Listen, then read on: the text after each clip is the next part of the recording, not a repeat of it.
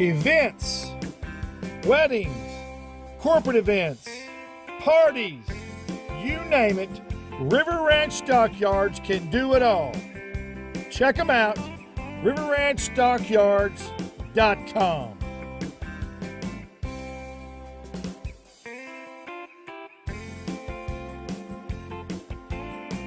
A proud partner of Trey's Chowdown and Trey's Chowdown Live. Hope to see the table soon. Adios.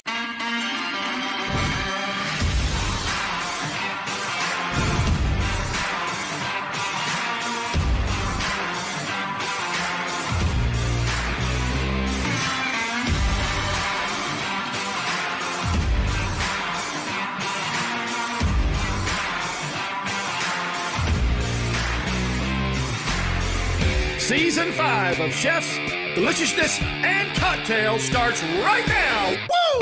So we got. Before we start, we got local Yocal BBQ and Grill in McKinney, which I love.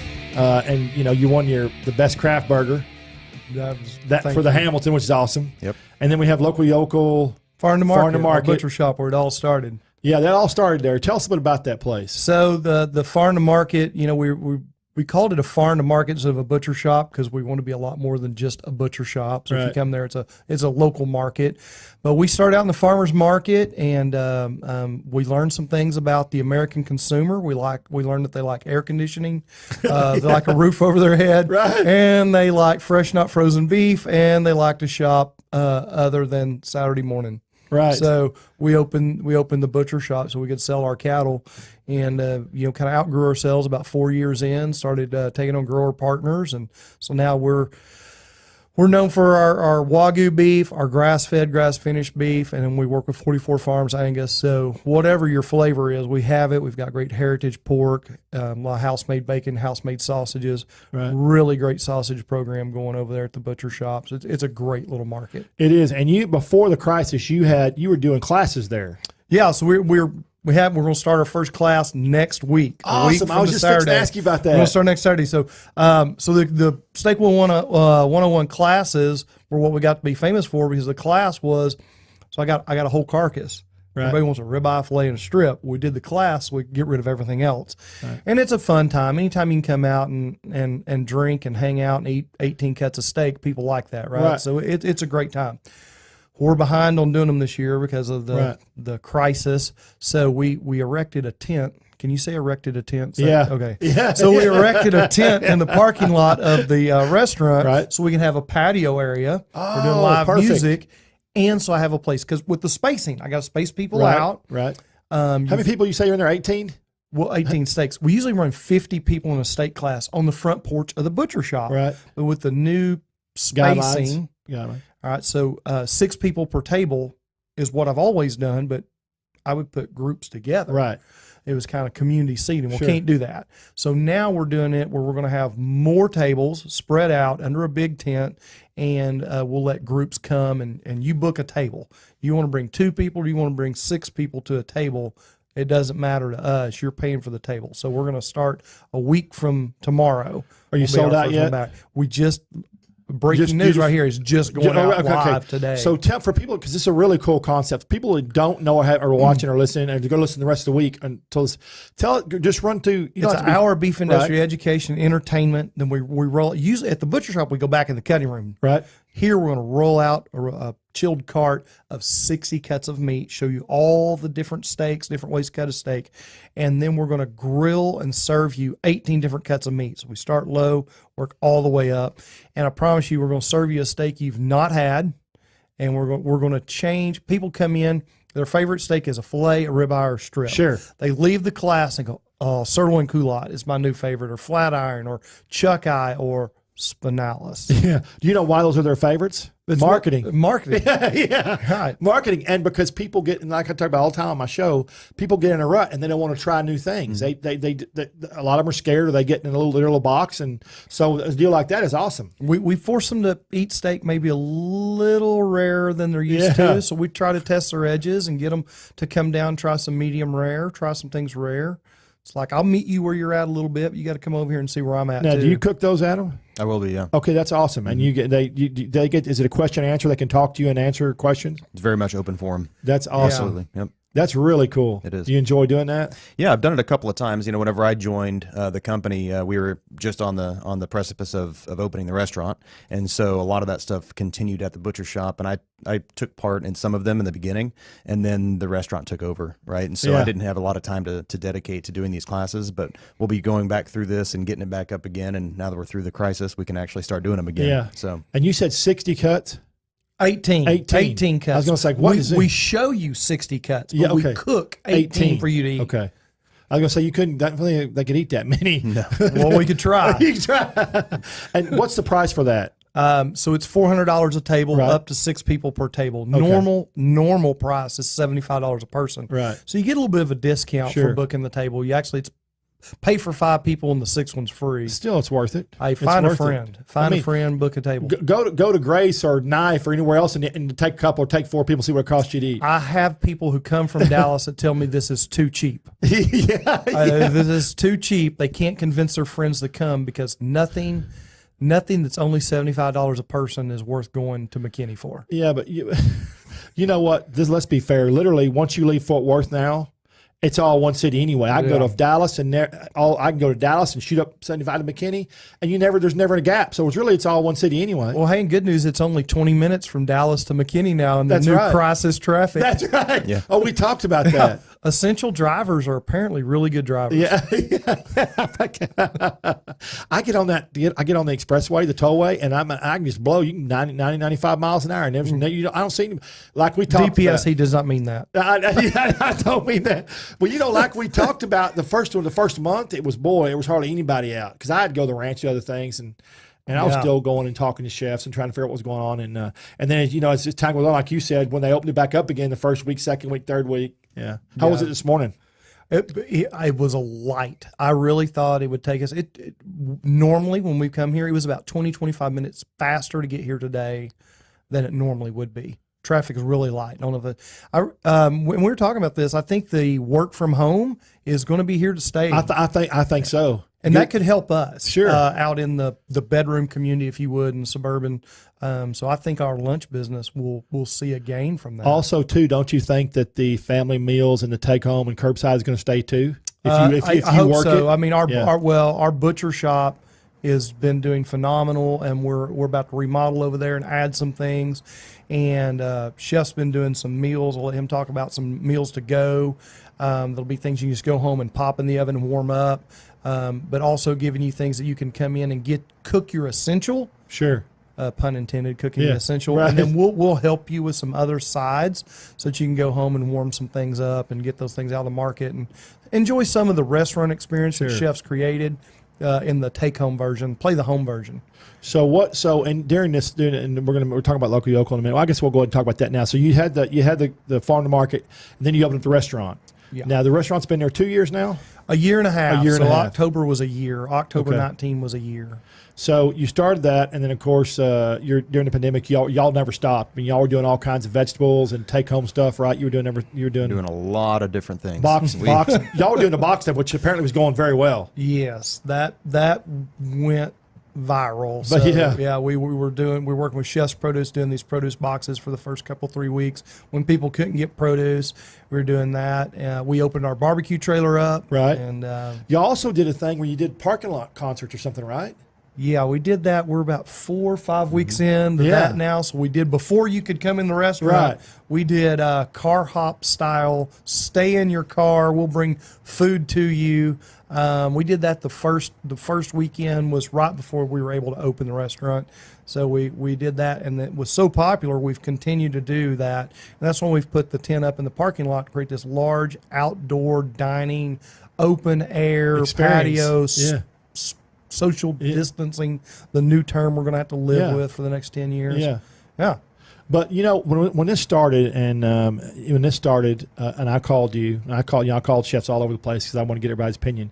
You and I discussed about who was going to be able to survive and make it work, and who wasn't. The people who were going to be able to adapt and overcome and change really quick, make that rotation.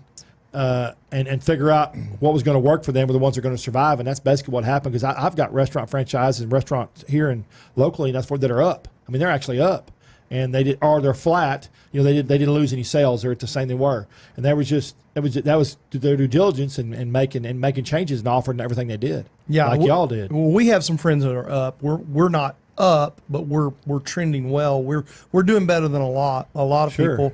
We're fortunate that barbecue lends itself to go very well. Chef changed the menu, kind of got with it. The food trailer helped, but yeah, it was the people that and they supported you. People supported us. Yeah. I will say the support for local restaurants has been great. Huge. I hope people will continue to do that for a long, long time to come. But chef's ability to pivot and change we're small enough of a company that we can roll our sleeves up and change, where a lot of people are like, well, we just do this one thing, we just do this one thing, we don't know. Those days are over. They're gone. Yeah. So you said the word pivot. I've heard that word in the last month probably 10 million times. I've heard it once. Yeah. So you did. So tell everybody what you designed what you designed for everybody, how it worked out for during the crisis, Sure. and what you're doing now. So obviously, initially, that major pivot in the beginning was to go towards the produce boxes and kind of getting people an outlet to be able to come and pick up all these items in one box with a dozen eggs, and kind of do those things. The only thing we weren't giving out was toilet paper. Right. But changing and shifting, kind of adapting to overcome what we were put up against and the hand we were dealt, right? So that was our initial one, and then immediately getting the food truck fired up, got a location for that, and just immediately started seeing some serious, y'all followers used everything at your disposal to make it work. Exactly. Yeah, exactly. You didn't know stone turn. What was your biggest hurdle you had to get over in your mind for you when it all started, when you knew it was coming and it happened? What was the biggest hurdle that you had to get over? Probably the transition in general of taking everything that we've ever done as a business model and as a restaurateur, right, is to feed people, right? To prepare food and feed people. And you do that day in and day out, 15, 20 years. That's what you know how to do. Yeah. And then to transition that to assembly line and putting together produce boxes and dealing with more of a retail side of it versus the restaurant side was certainly a challenge. Getting people to understand, hey, you know what? I'm a server. Well, today you're an assembly line worker. That's right. So how did you source the vegetables? We literally called Richard Torres at Chef's Produce, said, man, I know you got stuff sitting down there because everybody was stopped, right? Yeah, So what do you got? And he said, man, I'm doing the same thing because I'm thinking the same thing you are. Here's what I'm doing. I said, well, let's do it. So I took him some local Yocal boxes, and he figured out what we could fit in that, and we worked it out. And then literally he was bringing us a truck loaded with produce, and the next day we'd bring another truck and take that one empty. So we were going through pallets. And you have to think about this. This is all stuff that happened very quickly. Hours. I mean, you had to react. Literally hours. Bam, bam, bam. A couple of days. It was. So I paid for all of my spring semesters of college doing fruit baskets. So I understood the assembly line, put things together. Wait, stop. So again, you said what now? I sold fruit baskets at Christmas from the time I was in high school through I paid for every spring semester of college. I'd sell 1,500, 1,800 fruit baskets at Christmas. Are you serious? Yeah. You would get them and put them together? I'd go down the Dallas Farmers Market and buy an 18-year-old kid to have my dad's truck driver drive me down to the farmer's market. I'm an 18-year-old kid, and I write a check for like $8,000 or $9,000 worth of fruits and vegetables. And the next year I came back and they're like, we don't let people do that. like that's not normal. The old man that liked you and he lets you do that. Like, you can't just be an 18-year-old kid, show up from Oklahoma and write a check. And you put the baskets together. Yeah, so I pay all my friends. My broke college buddies are on college break. And so that's amazing. That's a great story. Anyway, so now go ahead. So you already had the experience. So that's just kind of understood how to make an assembly line. Slide it down, put two things in, slide it down, and we were able to keep a lot of our waiters working. I'm going to tell you the hardest thing for me was when he and I had to sit down with a list of employees and go, all right. Oh, yeah. And literally sometimes like, hey, you know what? This person still lives with their parents. They're a great employee.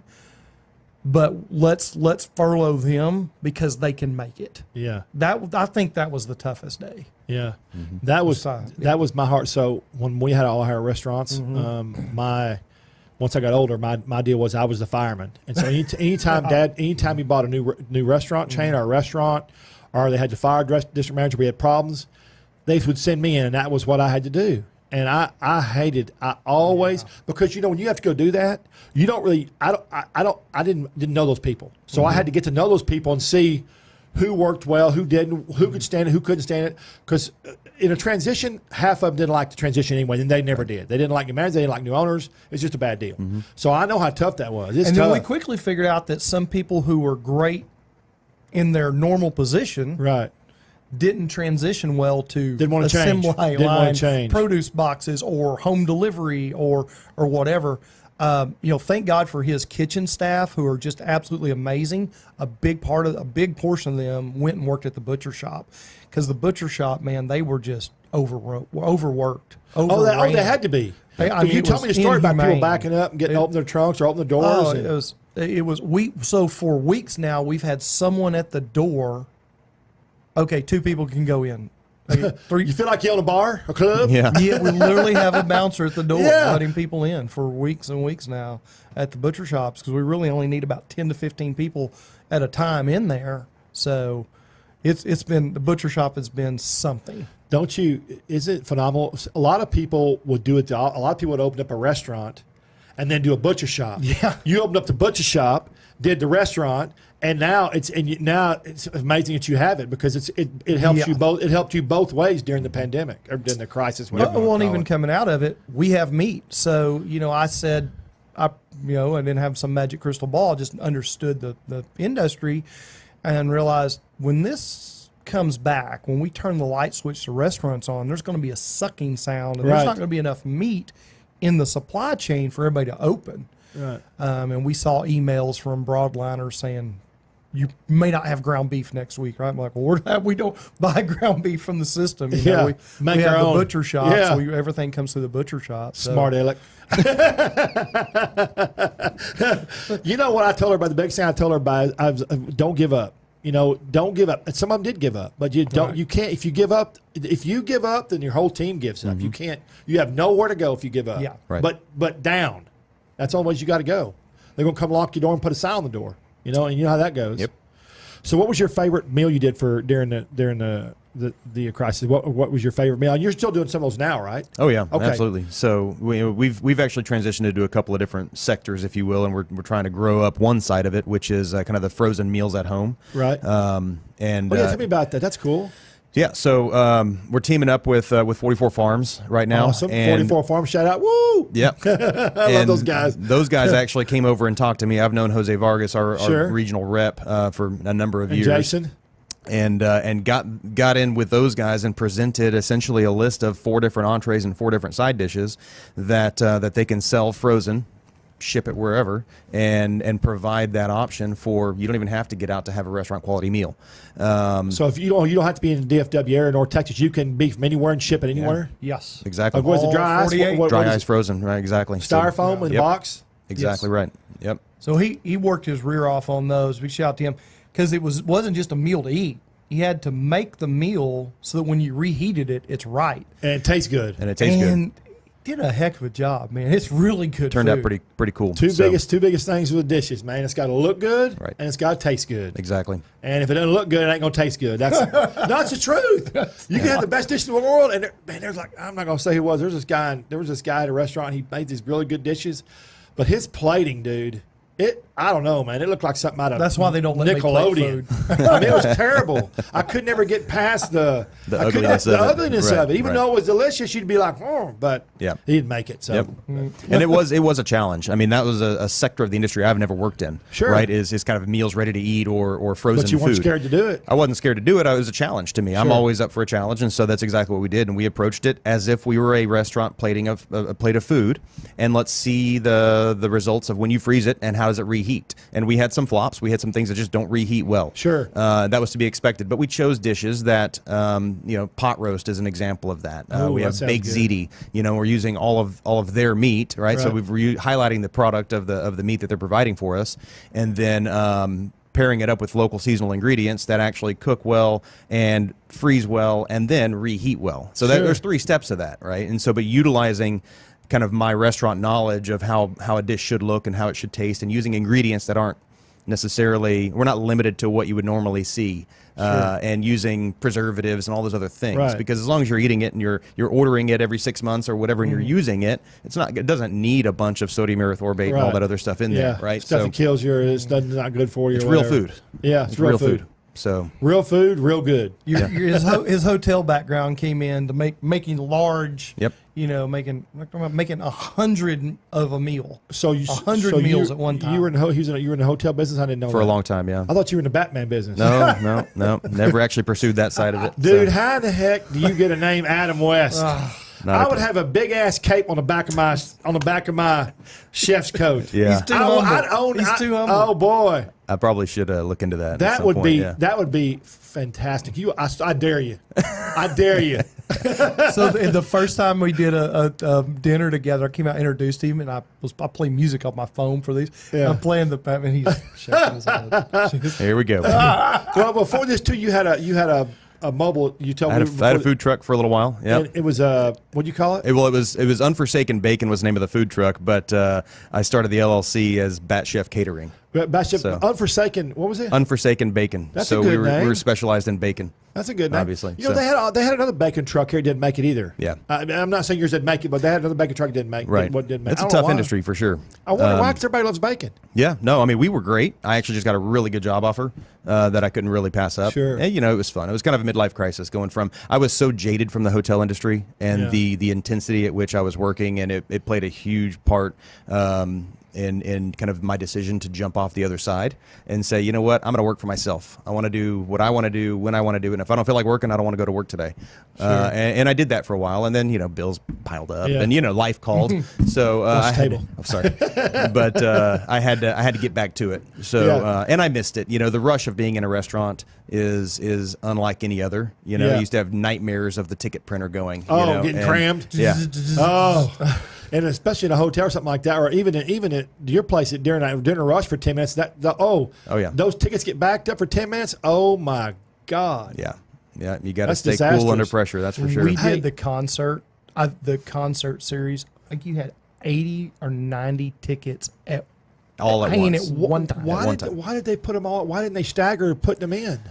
I don't want to talk about it. Okay. Oh, Would there's that always stand that. to reason? Well, there's a disconnect between front of house, back of house communication, okay. stuff like that happens. It was But that something new. first night. Something new. It was something so new. many people Yeah. showed up. It's something new. You didn't a lot expect of it. people in a lot of areas. People wanted to And get out, didn't they? It was That was a big 300, part of it. 300 people showed up in cars. Hey, what do you think they felt safe? What do you think about the new boutique hotels? well, Is that so going to do well? Yeah, I mean, that's actually where I came from. I was at okay. Hotel Zaza for 6 years. You want to kind of call that the original boutique in Dallas, right? And then I was in Dallas for 4 years and 2 in Houston. So I went down to Houston, took over the restaurant down there, and did not like Houston. No offense to Houston, but I just wasn't a fan of it. It wasn't Dallas, wasn't home. So didn't like it a whole lot. Got home as fast as I could, and that's when we opened up the food truck. But yeah, the boutique hotel is definitely something that is in a lot of ways here to stay. But the one thing that they're hurting on right now is the price point. Right? Sure. So getting people to understand that you can go to the Marriott and you can pay $200 a night, or you can come here and pay $350. What are you getting above Especially now. that? Right. Oh my Lord, I don't know what they're going to do. Yeah. They better have some deep pockets. Is all I know. Yeah. I told you all earlier. Marriott just put a big news release out yesterday that they furloughed for another 3 to 6 months. Mm-hmm. Just skeleton crews. Yeah. It's just not there. I mean, it's unprecedented. I mean, this is. I've got plenty of former coworkers and colleagues that I stay in touch with from Houston and Probably Dallas. don't have jobs. They've all been let go. They've all Yeah. been furloughed. They've all been, down to the skeleton crew where everybody else was going to go, but your salary, you're staying, Yeah. and you're going to run all this by yourself, Yeah. right? So they're definitely hurting. So So what is the most popular thing at the butcher shop? Like what? So if you had to pick one thing that people really like the most, what would it be? The McKinney steak, the steak we invented, we've only are able to keep it on the counter 2 days a week. It's out of the chuck under flap, and it's just, people text me, can I get some McKinney steaks? Like Facebook, all my friends, they're always joking. People are like, well, I know Matt. I met Matt. Yeah, I need everybody's McKinney your best steaks. buddy when you want a steak. When they want a steak. So the McKinney steak's pretty popular. Ground beef's been a little popular the last couple of months. Yeah, But the McKinney steak, sirloin culotte, that's another one. It's only 2 on a steer, so very popular. Not normal cuts, or you kind of a little bit unique to us. Yeah, brisket's popular. Brisket was popular Until it got to be what? $9.90. We're at $9.99 a pound on an all natural, and I hated. What do you have to though? That's to where chain it's reaction. At. I mean, that's a so let's 44 farms all natural. Let's talk brisket. about this a little minute. All right. 'Cause I know you want to. I know it's gonna, I know it's going to burn a hole in you. But we're going to talk about it a little bit. Okay. Let's explain to people why the packers are controlling everything. 85% of the people control 100% of the market, which is right? Well, 4 packers harvest 85 to 93% of the cattle in the United States. The outside looking in, there's a lot of government oversight. There's USDA reporting, but it's through forward contracting and captive supply. They also own these big packers. Also own a lot of the feedlots, so they have enough of their cattle in the pipeline that they could care less if they buy yours or not. So there's a lot of layers. There's a lot of layers to it. Then there's the distribution model that they report profits on the packing side, but then there's the distribution side. Right. So there's other sides to that business where there's income streams that aren't reported. But where is it healthy to have 4 people dominate an industry? Yeah. And they don't, these same guys, they aren't just beef guys. They also dominate poultry. They also dominate pork. Right. So, it's a big deal. The average person does not understand the cattle market, the swine. They just don't understand how it works. There was a fake deal that went out there on the internet that said, and everybody believed it. It said all the farmers were having to kill all their pigs and their cows because no one would take them. Right. We weren't euthanizing cattle. No. Now they were aborting sows, so they were taking bred sows and aborting them in the Midwest. Now a chicken only lives for 6 weeks, so you can just kind of shut that down. But you had a lot of problems with these plants. So what's going on with these plants? One of the problems we have, these bigger is not always better. When we have beef plants, that one plant harvests 5 to 10% of the production for a country that's one of the largest producers in the world.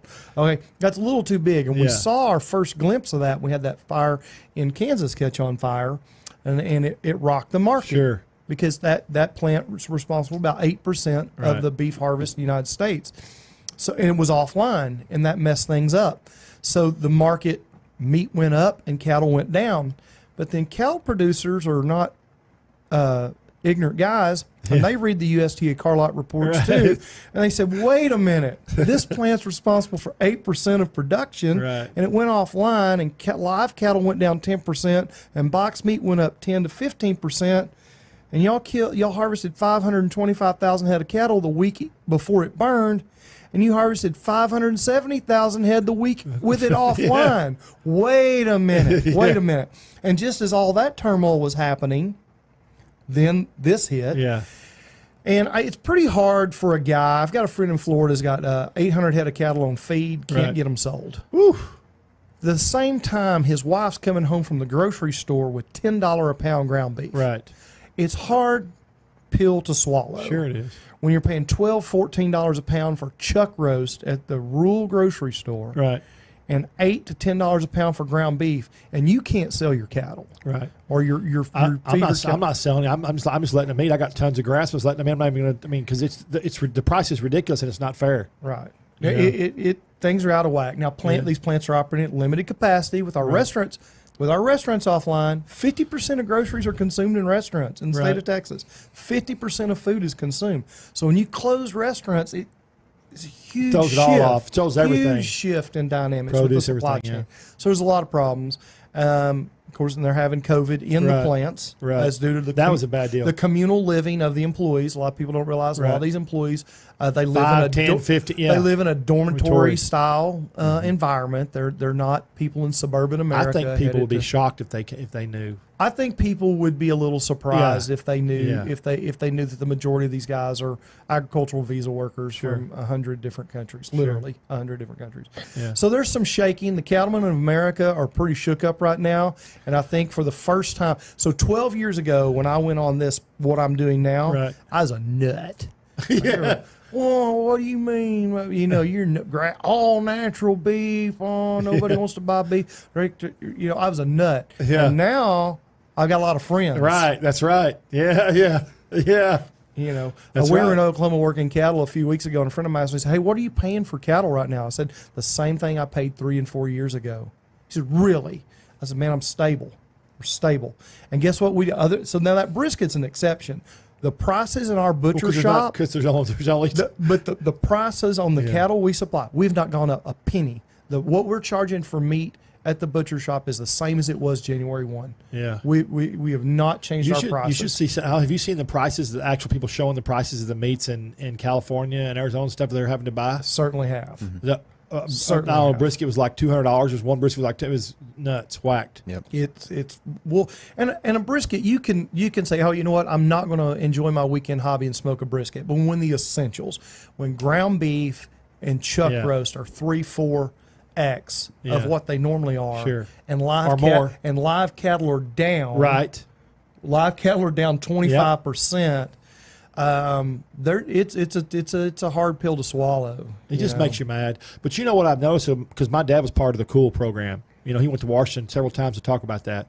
And country of origin labeling. Yes, for those who don't know Cool. Yeah, and the whole Cool's mandatory country of origin labeling. Yeah, I'm a fan of. And the last 20 years, though, you've seen this big shift because they didn't really, ranchers and farmers didn't really get involved. But the last 20 years, it's gotten stronger and stronger and stronger and stronger about all that because it's just not fair. It's really good. You know, they took Cool away in 2015, 2016.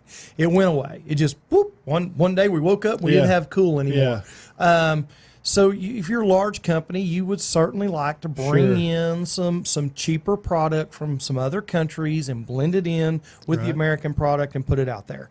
The amazing thing about the American consumer, so there's a lady that has a big name in the meat business. She's like, 85% of consumers buy on price only. They buy on price only. I'm going to tell you what. I don't believe that. You give the American consumer the choice. You put a American label on a food product, and you put a Brazilian label on a beef product. The American consumer will pay for that American product. They will. But you got to give them a choice. You got to give them a choice, and that's what I've always been about. Hey, you don't have to buy meat from me, but I won't give you the choice. I want you to know where it came from, how it was raised. But some of them are buying the Brazilian meat and putting the American price on it. Yeah. Oh, absolutely. Yeah, right. Are. Say, you don't know. How do you know? How do you know what you're getting? Yeah. Absolutely. You can tell if you look at it. You'll taste it. But it's a big challenge, and we need to get country of origin labeling back. Yep. We do have some issues to work out on the Canadian border. A lot of American cattle go up to Canada to finish and come back. We got to work out that the Canada issue. We have a Mexico issue with NAFTA.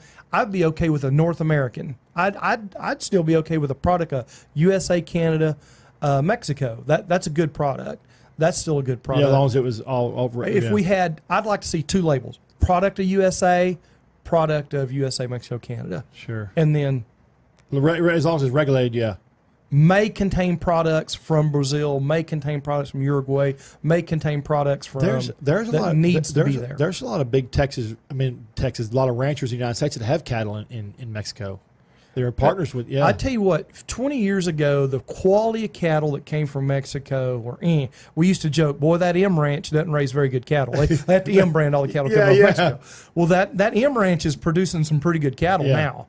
Cattle and tequila. they are producing some pretty dang good cattle out of Mexico. So I'll give them that for sure. So what do you think your next biggest hurdle is? Where are you going to go from here? What's your next biggest hurdle? What do you think the next biggest challenge is for the restaurant business? Our immediate challenge is getting people back to work. Sure. We've not hired back as many people as we'd like to. The government gave me some money and said get everybody back to work by June 30th. Enough. No, but people won't come back to work. Yeah. I mean, so we're hiring. We're trying to hire why they people. won't come back to work? They're getting getting a heck of a check to stay home. So, and I understand that. Yeah. Government. That's the government's fault, not the people's fault. More than some people really are scared Our to death other challenge by is just adapting to these new spacings, to the new world. It's pre 9/11, post 9/11. Right. How we flew before 9/11, how we flew after. Yeah. So I think this outdoor dining, we're pursuing that. You know what? I've always loved outdoor dining. I've always been a huge opponent. If you go to my website, it'll tell you. I have one of my biggest quotes is, "I like bringing the outside in and the inside out." And I like restaurants open up in front, and you've got the whole thing. I like outside dining. It's just for me. It's like a street dining in Rome, in Italy, or New York, in Germany, or New York, or wherever. Right. There's the atmosphere is more vibrant. It's more lively. It's it's just a whole lot more colorful. There's just a whole lot of things about it. Yeah, you just feel better. You feel better out in the natural sunlight. You just And feel now better it's there. fresh air. It's fresh air because turns out sunlight kills this stuff dead. Yeah. You know what? That's another thing too. That's another thing why people got so scared during this thing, because it just kept getting mixed. It's unknown. reports. I think there's just so much. There was so much unknown. Yeah, it was just unknown. So much unknown going into this. It was crazy. It was like the bar eating at the bar. And we talked about that. Yeah, this like they set some rules. So what we talked about was that the state put out some rules, and a friend of ours owns a restaurant. Spent a day and got that rule reversed because the people who wrote the rule didn't understand how a bar worked. They literally had no understanding physically how a bar works in a restaurant. And that's sometimes we have legislators or regulatory authorities. It's important to have people from the industry. Sometimes the experts aren't the experts. We'll talk about that. So what's your biggest challenge going to be in the kitchen? I guess keeping it staffed, to just make the changes you go along. Right. Yeah. Keeping staff. And then of course, again, my role at the restaurant is much more than just in the kitchen. And so I deal with a lot of the front of house staffing issues as well. And that has been a challenge. We are in the higher mode right now. Sure. The other thing too is what we're seeing a lot of is places like Indeed, where we're getting 20 to 25 applicants a day, of which none of them show up. And are you serious? Well, they're checking their box so that they can keep getting that unemployment. Checking their box. Wait. No, they can keep getting that check. Oh yeah, absolutely. But they don't want to. If you offer it to them and they don't take it, then they lose the check. Right. That's correct. But they don't even show up to the actual interview. They don't show up. So we don't. But see, what I just learned is actually Indeed a couple of years ago started, and I don't know if I can say the name on here, but they actually started a program where you log into your account and you've got a dashboard, and it'll actually summarize how many jobs you've applied to this week. You can click that printout, and then that is your proof that you've applied to all these places, so you can continue to get your benefits. So I mean, they're setting it up to be exactly what an applicant who wants to stay on. Because they're setting it up for themselves so they can keep making the money. Correct. That too. It looks like they've applied. Sure. But they never showed up for the interview. Yep. Kind of like a little bait and switch type deal. Yeah. Same type. So deal. that's been the biggest challenge right now, is getting people to come back to work. I just can't believe. I know some people are actually scared. I don't know what percentage of them. Some people are, and they're sick of their and if they get it, people that have it could kill them, or it could kill them, seriously kill them. And I understand it, but for the biggest part, I don't understand why somebody would want to sit at home, right, and not, even if they're getting paid, and not go. I mean, I would have a hard time doing that. Right. That's we'd have a hard time stealing a car, but there are people who steal a car. So, so we're not, we're crazy workaholics. I mean, we've been people like, oh well, I guess y'all took it easy with all this. Well, he and I probably worked as hard or harder than we've worked ever. Sure. During all this, but that's what I've been telling everybody. Everybody say, what you've been doing, man. I'll tell you what I've been doing. This deal. What I used to go to a restaurant and talk to a chef and maybe get in the kitchen or whatever. Food's coming in. Thank you. I've had to be on the phone talking to chefs and restaurants all day, searching who's open, who's closed, who's delivering, who's not, who's shut down, who's open. Yeah. It's You've my job called me tripled 2, 3, 4 times just to make sure you had up-to-date information Yeah. on us. We're, checking on us. I really appreciate you were just checking on us a lot too. Yeah, it was. Well, it's just it's a tough find out industry. you had a finger on the pulse. I think you've had if there's anybody out there listening needs a finger on the pulse, Trey Chapman has a finger on the pulse. I called people in Abilene. I mean, I went to Paris. I just it was important to me. All right, so here we got this is the burger that won the best craft burger in North Texas. Adam, I'm gonna let you talk about it. All right, here. so this is the Hamilton. The story behind this one, obviously, is that whenever we had the food truck years ago, the boys on the truck wanted to create a burger that was too big for Mr. Hamilton himself to eat.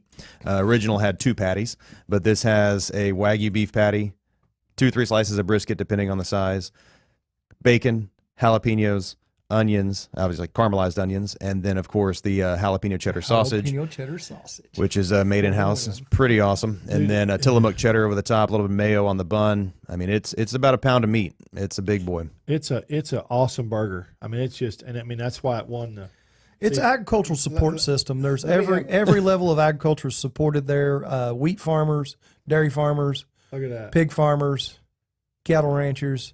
And that's why I picked it. I've got a nice little video too if you go to TreyChapman.com and just go to the burgers, it's very easy, burger tab. There'll be a video in there. Did you like that music for that? Good, bad, and ugly. And, of course, we put the fruit on there as just to give your cardiologist a break. Yeah.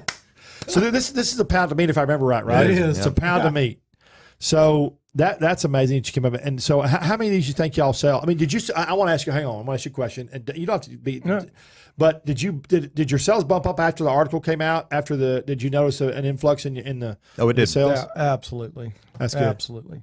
And it was already a very popular item, obviously, don't get me wrong. But the biggest point on this is that you got to be, this is a commitment. Right. Yeah. You got to be either really hungry or slightly crazy to order this thing and expect to finish it. Okay. How many people order it and go, oh my God, I didn't know it was that big? 50%. Oh, yeah. 50%? Really? 50%.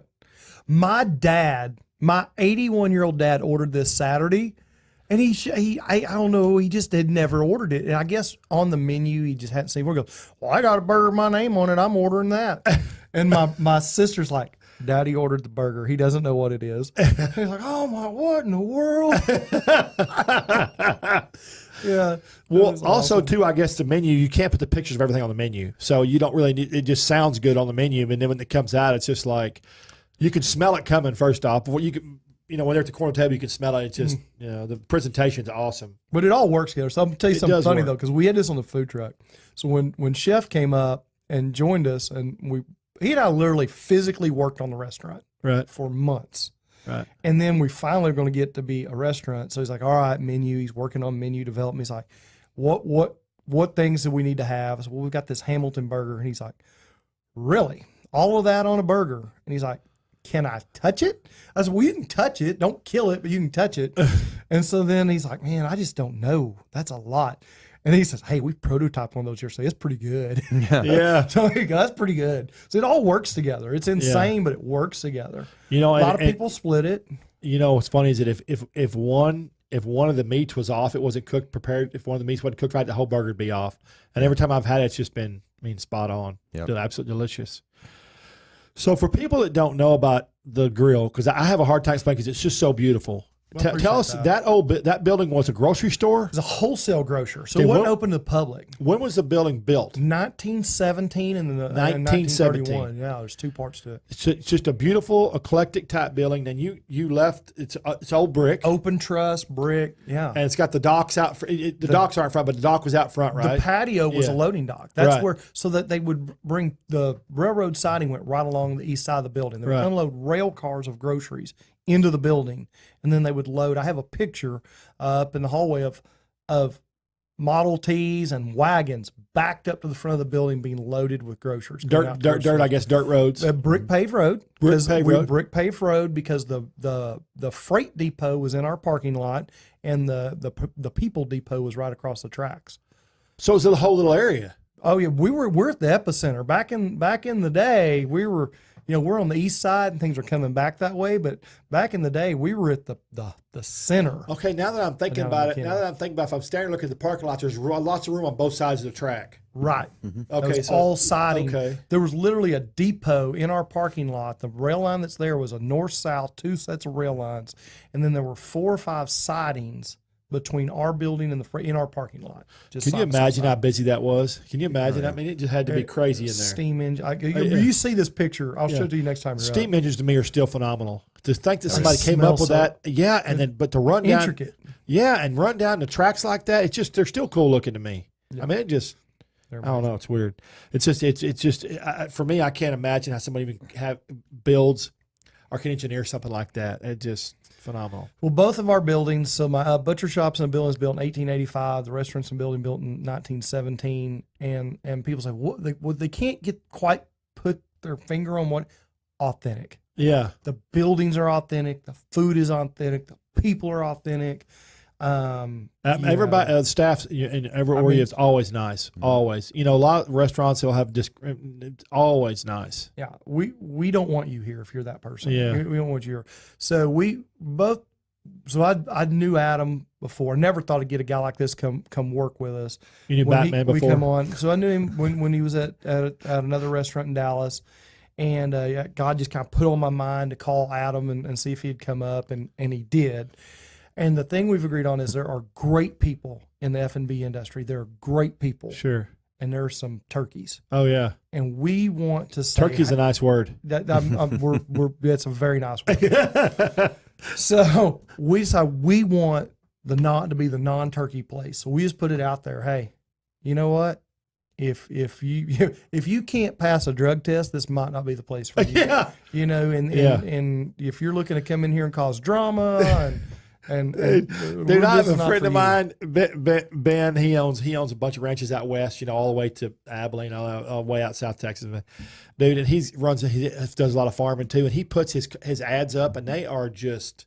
He's like, all right, I got a job for somebody to run a big tractor, but I don't want a meth head, I don't want a tweaker, I don't want a drama. Air biscuits. Because he doesn't give it. He puts this stuff down. It's like, right. Dude, a lot of people want to say that, but you can't say that. But it's funny. Well, Dave Ramsey says donkeys don't like to hang out with thoroughbreds, and thoroughbreds don't like to hang out with donkeys. Right. So if you have a majority of thoroughbreds, right, you'll get rid of the donkeys. Right. Now, when we opened, it was a challenge to get enough thoroughbreds. Opening a restaurant's tough, especially 2 years ago. Oh yeah, it's hard to hire people. So we've got the greatest people. Since you said that, before I was going to do it at the end of the show, but since you said I'm going to say it during this crisis, restaurants were closing. So Phil Romano opened up his new concept to some dang good Chinese and got a lot of flack for it. And then and this next week we have a new restaurant opened up called the Salty Dog. It's the Salty Donut. It's over in Bishop's Arc District, and the donuts are just phenomenal. Craft donuts, maple bacon stuff. But they open up, and I'm excited to see how I'm sure they'll do well. They've got they already have a lot of followers and stuff. But it's just kind of cool that it's just for me. It's a positive breath of fresh air that something's opened up and not just shut down. So I don't know why he get flack for opening. I mean, they gave him a lot of flack. We got to carry on. So we really hope going into this that we'd be able to get some great employees at the end of this. So to kind of wrap up what you're saying about restaurants have closed, I feel like the restaurants that have already closed, they have one foot in the grave. This is their graceful exit. Sure. September to October will be the next wave, the ones that summer just takes out. Right. That'll be our next wave, and then next January. Yeah. So it'll be a year before we really see the full effects of this. It's going to take, because a lot of them are going to get extra funding, and they're going to be able to limp along, and they're going to make deals with landlords, and those deals are going to come due, or they're going to spread it out, and then it's just going to get them. I mean, it's just the not enough people, not enough volumes, not turning enough tables. It's just going to get them. But you won't know for a while. You're right. Yeah. Yeah, and like Matt said, I think this is the straw that broke the camel's back, and not just for restaurants. I mean, across the U.S., you're seeing things across the world. Really, any business that was already kind of failing, or kind of retail. I mean, my goodness, you're gonna see what retail does in the next 6 to 8 months. I mean, yeah, some of them will be able to reopen, but for how long? You will also see, and I think I've seen this with y'all. I think you'll see the people who made it and who've come out better for it, who were passionate about their business and worked it. and their customers gave them support and they supported them, vice versa, there's the people that are going to do well. And they're going to come out of this thing really strong. Right. Because Consumer demand is strong. Sure. The consumer is actually very confident right now. They're buying boats and sure. power. I mean, there's a lot of segments of premium segments that are doing very well. So consumer confidence is strong. Right now, I think that the American consumer is ready to support. 10 years ago, we had a big local push, and it kind of faded. Right. They're back. I think it's like, hey, I want to support my local restaurant. I want to buy local food, and I want to buy things made in America. This country is ready to get back to making things, buying things here, and let's have less. I tell you what, let's have 3 of something instead of 50 of something, or 20. What instead of buying a whole bunch of cheap ones, let's buy one good one. You know what kills me? I don't know what the number is. Don't quote me on the number. 60%, 80%, 75% of our drugs are made in China. Does that not scare you? It scares me a little bit. Yeah. Absolutely. I mean, I don't. It's so I got to pay $10 more or $20 more for a prescription or whatever. I'll do it to know that I feel safe. Who knows what this crisis that happened to us proves to us how not ready we were as a country. If something was major, if somebody was major to jack with us. Right. So we had the saline issue a few years ago in Puerto Rico. Right. I remember that. Right. Now we've had some antibiotic issues. We're getting antibiotics in the country. Do you really want to let your food supply go to South America? No. Do you really? Because do you think we ought to keep American farmers and ranchers producing our food? Do you think it's important? And that's another thing, pretty dang important. Very important. And that's another thing. I think this also brought to light too what the American farmer goes through. And what, I say farmer, I'm talking about rancher or farmer, vegetables or beef or protein, whatever. Absolutely. It's brought to light when people saw all the farmers having to throw the vegetables away, and then what they thought about, chickens and all that stuff. I think it's brought a lot to the American consumer, and I think they won't forget that. I don't think they will. Now, I think some things will go back to normal in time, but I don't think they'll ever forget what they saw about the farmers and the ranchers and the throwing away. Because anybody sitting at home that's not been able to get food, and they see people throwing stuff away. Like pouring gallons of milk down the drain. Oh, my God. That I was getting sick. Yeah. I drove. Okay, I had to go.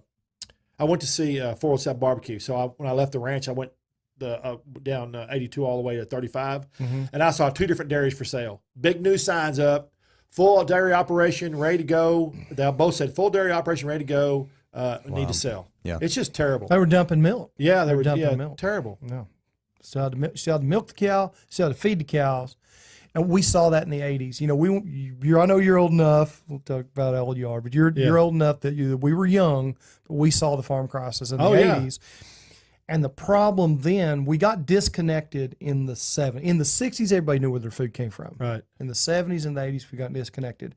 And the famous interview in the parking lot of the grocery store asking the woman what she thought about the farm crisis. She says, I am worried about farmers, but I don't think it affects me because I get all my food at the grocery store. Right. I know. Disconnect. Okay, that being said, let's give the websites real quick again. Local Yocal BBQ, BBQandgrill.com, localyocalfarmtomarket.com. BBQ, one more time. BBQ, Local Yocal, YOCAL, Right. BBQ and grill.com. And localyocalfarmtomarket.com. Okay. We like long websites. I know you do. And social media, what do you know what your social media? Oh, we're everywhere. We're all the places. I'll tell you what, Yocal Barbecue and Grill. I'll say like I tell people. Facebook. I think our MySpace account's still up. I'll tell you what I tell people. Let me have that camera. Just Google me or Google them. How about that? How about that? Google. That's one of the best things ever invented. Boom. Boom. We're right there at the top. That's right. Well, okay, if you're trying to get a hold of us, it's obviously Trey'sChowdown.com, and that's got all our live shows, our show with the Country Network. We're proud to be on the Country Network again for a new season. They've done us well, and we enjoy being here. And I really thank you guys for coming out today. Thanks for having us. Man, I want everybody to go try the burger right here, the Hamilton. Support farmers and ranchers. Support farmers and ranchers and barbers. Eat this burger. You got to eat this burger. See y'all next week. We're going to be here with the owner of Rio Mambo and the Rim locations, Brent. See y'all next week. Thanks again for watching. Same time, same bat channel next week.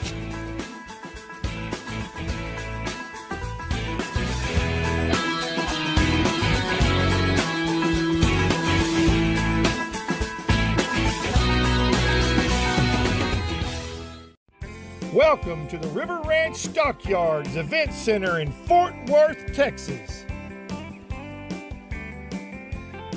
Events, weddings, corporate events, parties, you name it, River Ranch Stockyards can do it all. Check them out, riverranchstockyards.com.